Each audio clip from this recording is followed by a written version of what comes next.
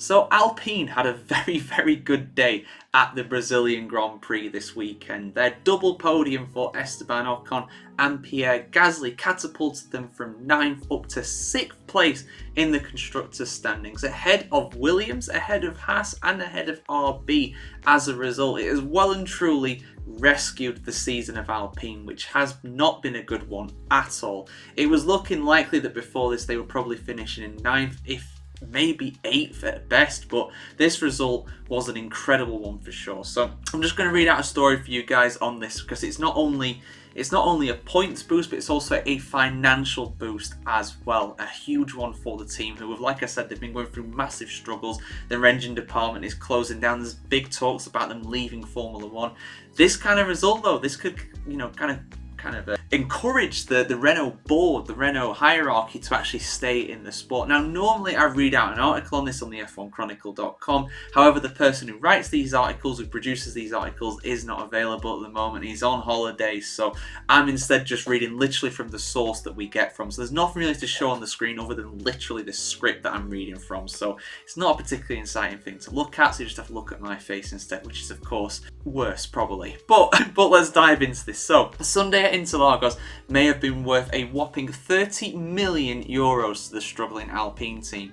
That's the admission of the team's famous new executive advisor, Flavio Briatore. Good old Flavio. I'm so glad he's back in F1. Who, amid the decision to scrap owner Renault's works engine program for the 2026 season, has been brought back to revive the outfit's fortunes. Alpine started Sunday's Brazilian Grand Prix second to last in the Constructors' Championship amid a period of intense leadership, stability and a highly uncompetitive car. By the end of the race, in often torrential rain conditions, Esteban, Ocon and Pierre Gasly were both standing on the podium along with Max Verstappen.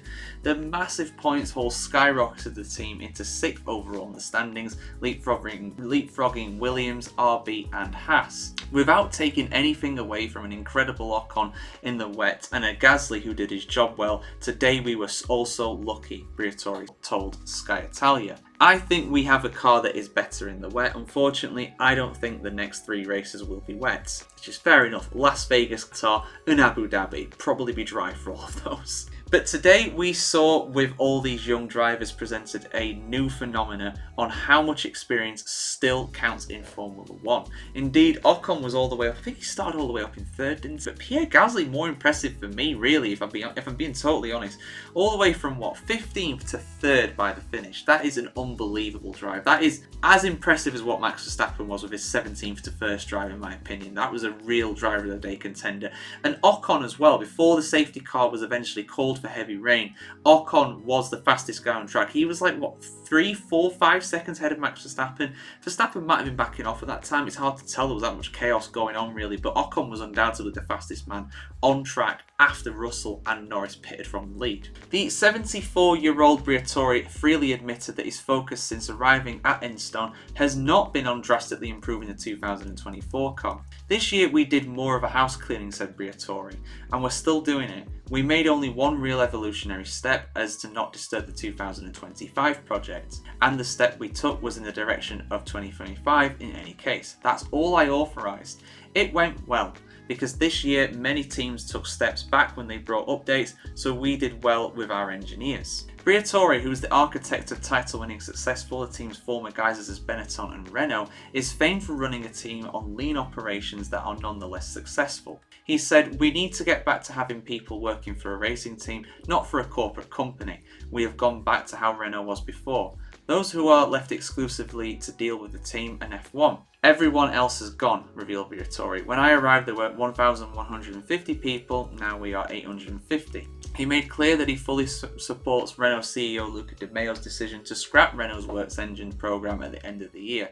"We have put things back the way they should be, with the team based in Great Britain independent from everything else," said Briatore. Briatore admitted he does not expect Alpine to post another similar result next time out in Las Vegas. He said, "In Vegas we will certainly suffer because it has an engine circuit in the wet. The difference for engine power is effectively zeroed out," he said. "We must make up for this deficit in 25, as we are missing out 3 temps in just the engine. But we still need to do well by improving aerodynamically and with the tyres without feeling sorry for ourselves. If Alpine now hang on to 6th overall in the Constructors' Championship with both Haas and RB within a few points with 3 races still to run, Sunday in Brazil will be remembered as a huge payday for the struggling outfit. From 9th place to 6th place is not only 30 million euros, Briatore informed Sky Italia. He said, "It's 29.2 million. It's the first thing I asked." He's mad.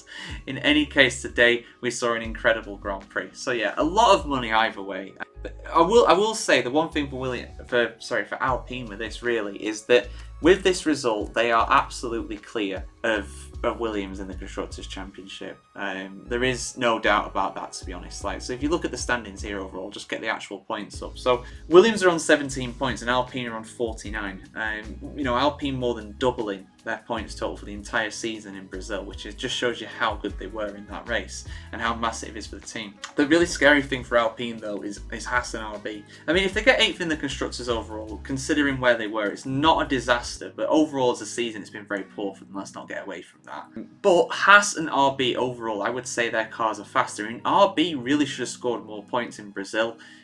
They did incredibly well in qualifying and just fell out of the way in the race. And Haas had a really disappointing race. They were showing some good pace for sure, but Hülkenberg getting beached and Behrman making a lot of mistakes. Very uncharacteristic for him so far, but very challenging conditions nonetheless. So I'm not going to criticise him too much. He's a very inexperienced driver, and his more experienced teammate Nico Hülkenberg effectively was out with his incident. I know he continued, but he got disqualified for receiving outside assistance because of the push start that he got, and rightfully so. Those are the rules. But yeah, it's really tight for that group now. You've got Alpine on 49, Haas on 46, RB on 44. Honestly, I would definitely back Haas to score at least 4 points for the rest of this season. But Alpine might well score points as well. That car, in particular in the hands of Pierre Gasly, has been very, very impressive at times. It's only now that they've really shown what they can actually do. I don't expect them to do anything like this for the rest of the season, of course, like Briatore said, but overall, I would back this to be a very good battle for the remainder of the season. That battle for 6th is wide open now. It's no longer between 2 teams, but it's between 3. But I'm afraid for Williams, I think they're consigned to 9th place as a result of this. I think that is now locked in.